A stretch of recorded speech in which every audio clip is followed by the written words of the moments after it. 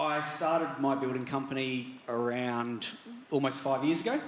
As COVID grew louder and louder and all the different challenges with that arose, building prices started to go ridiculously through the roof. We weren't able to outrun the increase in costs and meet the deadlines that you have in place for your building contracts. So, very hard decision along the way. That then led to myself placing the company into voluntary liquidation.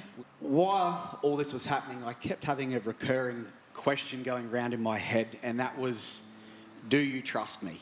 Do you trust me with your finances? Do you trust me with your health? Do you trust me? I was angry. I was quite frustrated. I was thinking, why does this have to happen to me? Like, I've been a good person. I'm a good Christian. Why me and why now? Like, why?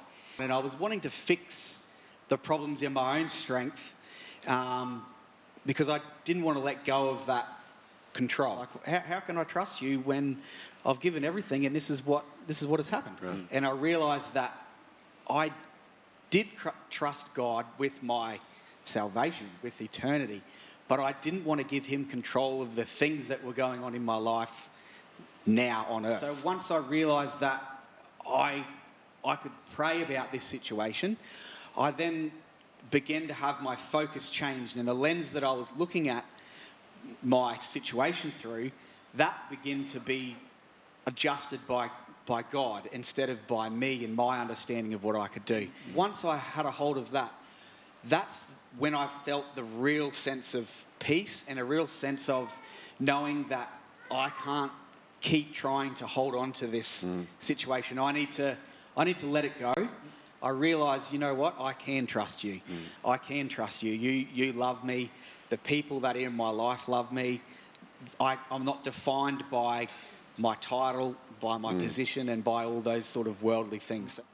And I guess I've come to the realisation that when you sign up to be a follower of Christ, it comes with a certain level of risk. You say you want to follow Christ, that means it's going to cost you sometimes.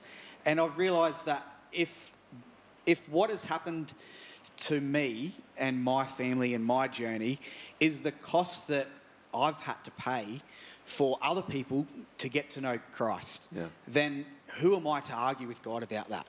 I have been paid for and bought with a price.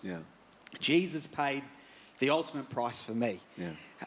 So I can't get upset when he takes something off me that was his to begin with, if that means that can help bring other people to salvation.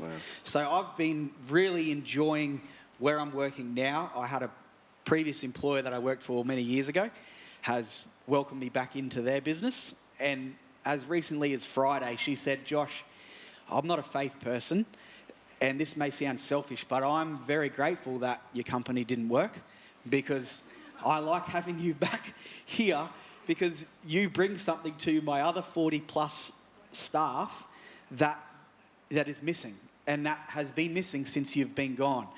If I didn't allow God into my situation with my business failing, then I would have missed the beautiful opportunity that he's presented me to be able to witness to people like this and to be able to grow my faith with him in spite of the situations that has happened. So that has been my real key takeaway.